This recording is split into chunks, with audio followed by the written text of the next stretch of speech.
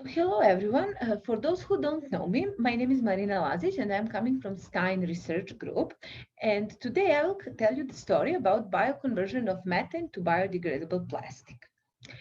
Now, at the beginning, I would like to emphasize that biodegradable plastic is environmentally completely recyclable material that can definitely help us to reduce carbon emissions. Now, to understand the significance of biodegradable plastic, we first need to understand what traditional plastic actually means in our everyday life. And I'm sure that most of us cannot imagine one day of our lives without all of these plastic derived products. However, we are trying to get rid of this traditional plastic and to use biodegradable one. Now, to understand our goal, we first need to understand what traditional plastic exactly is. So, it is actually material composed of this polymer called PET. And the problem with PET is that it is extremely toxic. Now, even though I believe we all know that PET-derived plastic should be disposed in those blue bins for recycling, sometimes mistake occurs and PET plastic ends up in landfill container. Once when PET plastic is piling up in a landfill, it will be exposed to the environmental factors such as rainfall. The resulting event will create a toxic compound called leachate. Now, leachate leaks into the soil and ground where it will definitely threat to harm our wildlife. Now, I believe it's really clear that we need to find solution just to avoid pollution. And solution we are offering is replacing toxic PET with non-toxic polymer called polyhydroxybutyrate or PHB. PHB is precursor for production of this environmentally friendly biodegradable plastic. If we succeed in this goal, I'm sure we will end up with happy and healthy planet, which is essentially what we all want. Now, the question that might arise in this moment is, so what is the problem in this solution? Why this has not been implemented yet? Well, the problem is that so far, PHB has been produced from bacteria sometimes using a sugar as a carbon source. Now, you can imagine that with sugars, we are running into the problem of cost as a one. But then we have a problem in fuel versus food debate. Now, the alternative strategy that we are offering here is using bacteria that we call methanotrophs. These organisms are able to utilize greenhouse gas methane inside of their organism, and during the active bacterial metabolism, they are converting it to PHB. Now, methane metabolism has been well characterized all these years. Through the set of enzymatic reactions, methane is converted to carbon dioxide in all methanotrophs. There is a branching point that distinguishes two groups. That's formaldehyde assimilation. While gamma methanotrophs are assimilating it through ramp pathway, alpha organisms are doing formaldehyde assimilation through serine pathway. And for this talk, it's important to understand serine pathway since model organism that we are using in this project, Methylocystis species Rockwell, belongs to alpha methanotrophs. When we started this project, the step one was first, of course, to optimize biomass production. So we examined carbon source and nitrogen source as those two most important factors that affect biomass production. So as a carbon source, we had methane and methanol, while as a nitrogen source, we had ammonium and nitrogen, Now, combining these four, we ended up with four conditions, which are color-coded and presented here. And we grew bacterial cells under all four of them. When we analyzed biomass produced, these are results we achieved. So the figure here is showing on x-axis time of growth, where y-axis is showing optical density, which is a representation of biomass production. And it's clear that the best biomass was achieved under ammonium methane growing conditions. Now, our next step is to see how much PHB is produced under all of these conditions. So we analyzed PHB with GCFID, and these are results we achieved. Here, y-axis is presenting percentage of PHB per dry weight per liter. And maybe not surprisingly, but unfortunately, the best PHB production was under methanol ammonium. And I will just remind you that highest biomass was produced under methane ammonium. And here you see in orange, lowest PHB was produced under these conditions. And opposite, the lowest biomass was with methanol ammonium, but the highest PHB was with methanol ammonium. So not what we want. We want high PHB, high biomass. So next step was to analyze general metabolomic profile just to see what's going on inside of cell.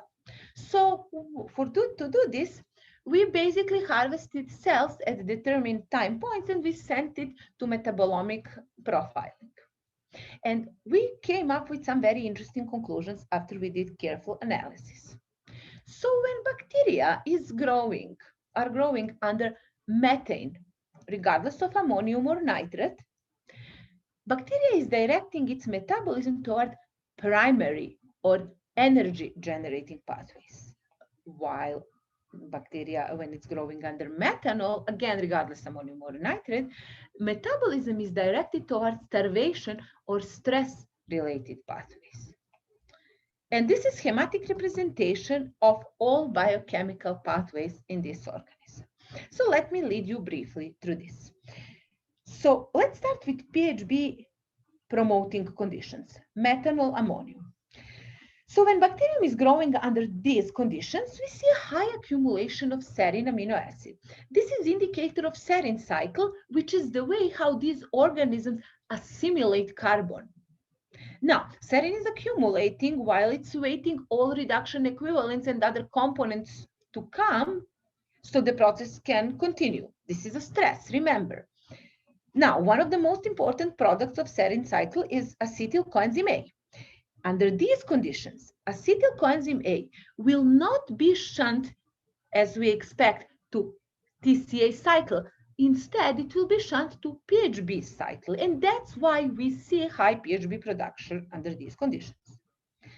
Then second best PHB producing conditions, methanol nitrate. Even though we don't see serine accumulation, we see accumulation of another amino acid that can be derived from serine, which is glycine. Now, instead of metabolic reactions, we noticed high production of branch chain amino acid leucine, which is again stress indicator. And to follow up on that, again, we see that acetyl coenzyme A is now converted under these conditions into the beta hydroxybutyrate, which is then converted to PHB. Again, that's what we see, high PHB production under methanol growing conditions, ammonium or nitrate. But what is going on with methane, biomass promoting conditions? So under methane, we don't see accumulation of serine. Serine is rapidly assimilated, but we see high pyruvate, which is central carbon metabolism indicator. And pyruvate is converted to acetyl coenzyme A, but now acetyl coenzyme A doesn't go to PHB cycle, it goes to TCA cycle, which we see through accumulation of these two amino acids, which are TCA cycle derived. And the other second best biomass promoting conditions, methane nitrate, is giving us accumulation of some other TCA cycle metabolites, which indicate again that acetyl coenzyme A goes into the TCA cycle. And now the logical question that come up is, how can we use this information? Remember, we want to get high biomass, high PHB. That's our ultimate goal. But what we see is that with methane growing conditions, we get high biomass but low PHB. And opposite, with methanol, we get low biomass and high PHB. So what we can do if, for example, we want to produce PHB in bioreactor is growing bacteria with methanol ammonium. The problem here is that these conditions are promoting starvation metabolism, which results in low biomass. So if you want to scale this up, you would definitely have to make some modifications. So for example, first you would have to grow cells with methammonium to achieve high biomass. And then in order to initiate PHB production, you would have to stress cells with methanol. But what if you have these biomass promoting conditions and you want to produce this succinate, which is very highly produced under these conditions? Why succinate? Well, succinate is not only TCA cycle metabolite. Succinate is also value-added compound because it can be used as a food additive. So again, under these conditions, we have promotion of primary energy generating pathways, aka high biomass production. So if we want to industrialize succinate or any amino acid that is highly produced under these conditions, we would just have to grow biomass and we under methammonium and simply get product. So great thing. But what is great here even more is integration of these two findings. So imagine you have a bioreactor that you will fulfill with Rockwell cells. Then you would feed them with methane and you will get growth, a biomass. Then that produces high level of succinate. What is great here is that succinate is actually excreted.